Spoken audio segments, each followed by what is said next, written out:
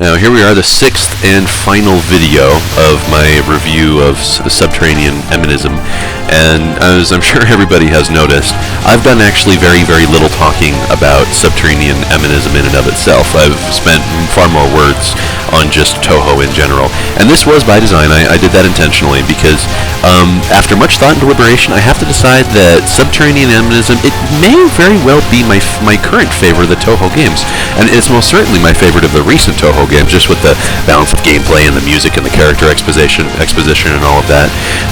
So this last part is still not going to talk about the game, but rather I wanted to touch base here on a little bit of the cinematic elements that tend to make it into Touhou. Specifically, you'll probably have noticed in the last level that the level music lasts exactly as long as the level itself does, so that you're coming right to the wind down as soon as this little Miss Windy Cat decides to show up. And this is a common theme within Touhou. You see this quite a bit spread across the many games, and it lends the impression that Zune begins by composing the music and then goes back later on and designs the level to match the music, which, you know, this is a very good thing. And if it seems like he's trying to pander to rhythm games, like anything where you're supposed to hit buttons in time with the music, that's absolutely not true. I mean, Zune is himself. I mean, he's bizarre. He's weirder than Monty Python hopped up on mescaline, but at least he's original. He doesn't rip anybody off, and at least so in his music, at least so in his level design. The cinematics of Touhou are also very well portrayed in the final, well, pretty much every final boss fight, but I feel like this one especially so, and you'll see why in a moment. I want to do some running commentary on it, but first off, the background here, you see how the background lifts up and away, and oh my gosh, look at that, there's a giant sun or a nuclear core, something, I don't know what that is, maybe like a giant gobstopper that fell into the center of the earth and felt so dejected by Willy Wonka's ignoring it that it decided to go nuclear on us. And here's Miss Touhou Ryuji, it's just easier to call her Oku. Okay, bullet patterns, and look how expertly I grazed that. That's really easy. Okay, so just a little bit of specific information about the gameplay of Subterranean Animism. I can indulge in that a little bit while we're going through here.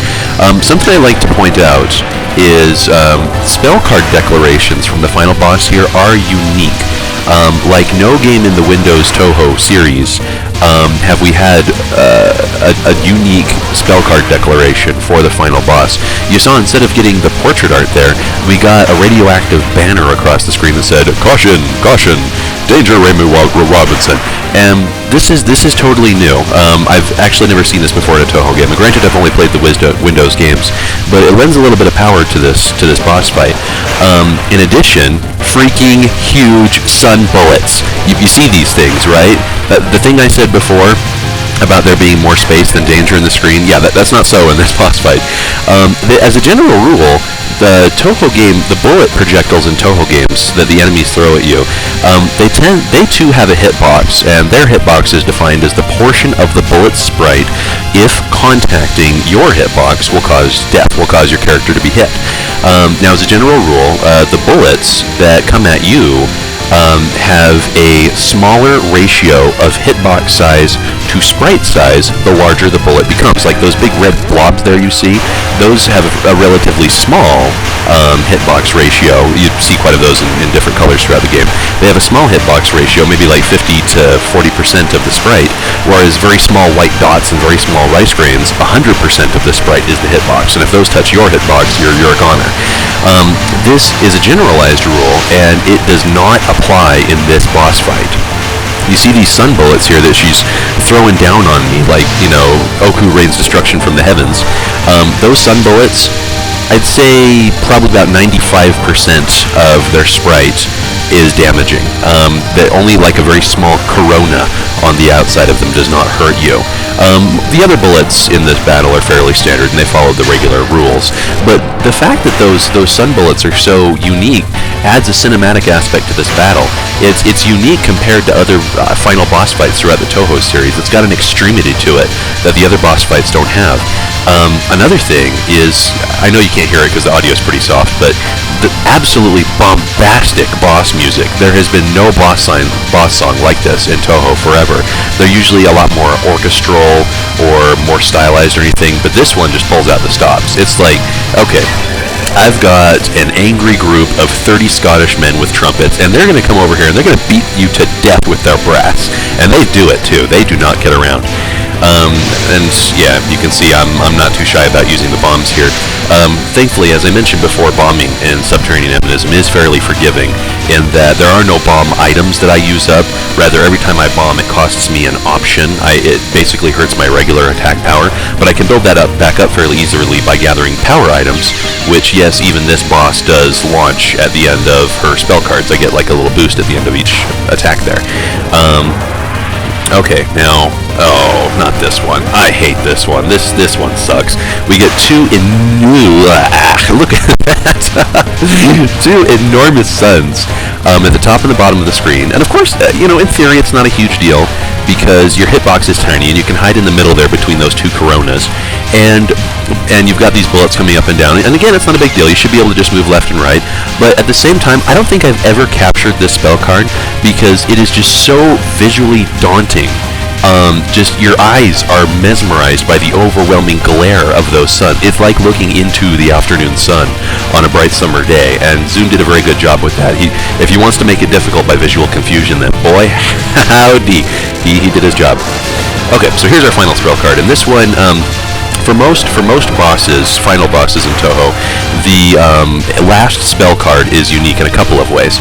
Here, you'll notice every spell card in the very upper right-hand corner of the playing screen has a timer. If that timer expires before you defeat the boss, for the most part, that means you don't get the spell card bonus because you didn't defeat them before the spell card died out on its own. And the passive approach there doesn't give you the spell card bonus. There are some spell cards which give you the bonus anyway, and usually the final boss spell card is one of them. Also, there's some unusual movement characteristics here. You can see my character is getting sucked into it by a gravity well, and I have to just consistently move back, which makes it incredibly difficult because I've got the orange-red bullets moving in, I've got the white bullets moving out. If I go into that sun in the middle, it kills me.